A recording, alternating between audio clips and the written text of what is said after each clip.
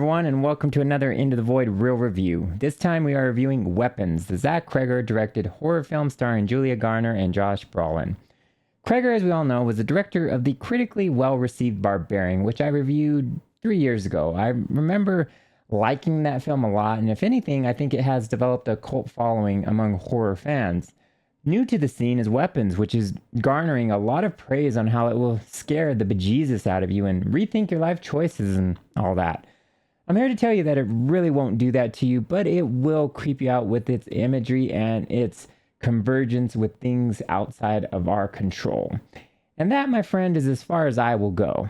I am trying to avoid spoilers as much as possible. Make no mistake, this is more a mystery type of a film where you pick up clues over the course of several character-led stories involved with the central plot, dealing with the disappearance of a classroom of children who all just torpedoed out of their bed at 2:17 a.m. in the morning into the night, never to be seen again. This is a true story that happened right here in my town.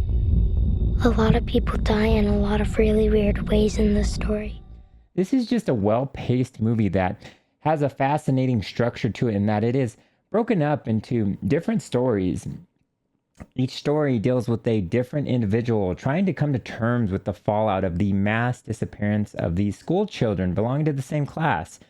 The first two deal with Justine, played by Julia Garner, and Archer, played by Josh Brolin. Julia Garner's portrayal of Justine as a teacher trying to come to terms with the disappearance of her entire classroom, except for one boy, Alex, played by Carrie Christopher, is very convincing and heart-wrenching. You can really feel her frustration of having to deal with the emotionality of it all and the town's hatred for her due to her proximity to the children, making her numero uno on the prime suspect list.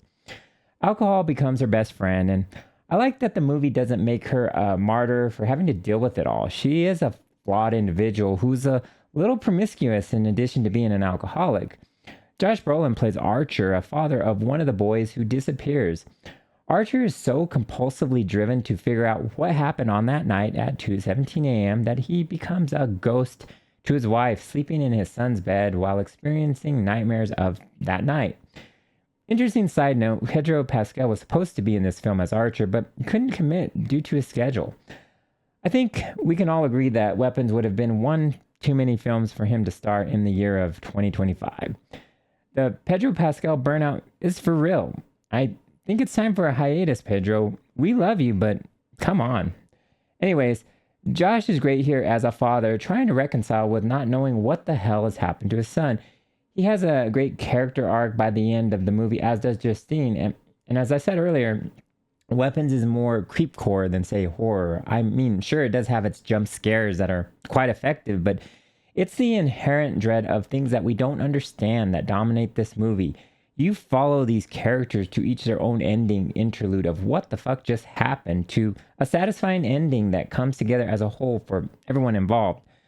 Props has to be given to the music in this movie, which I don't see a lot of discussion about. And to call it music is maybe the wrong word. Rather, the sound is what is interesting.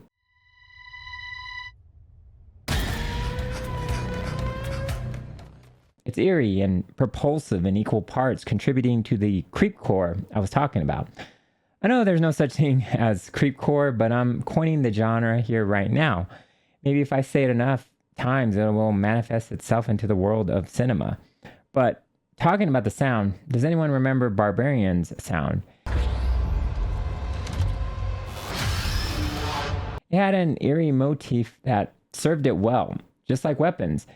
And as far as where everything lands ending-wise, that might have some contention. Once the curtain is raised on the mystery of it all, some will love it or hate it. I, for one, like it, even if some believability suffers in the end. Ironically, there is comedy in this film that weighs heavily at the end, surprisingly. You wouldn't think this film could be funny, but it is, and I can see why Cregger has some roots in comedy that not many are aware of. Call it the Jordan Peele effect that seems to hit horror gold more often than not.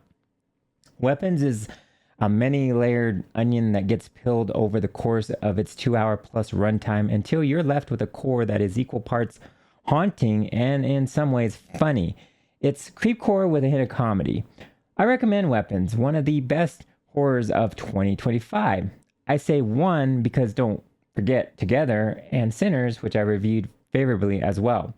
Weapons gets a 9 out of 10 from me. What is the best horror of 2025 for you?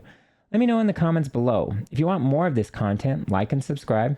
As always, thanks for watching, and I will see you the next time when we venture in the void.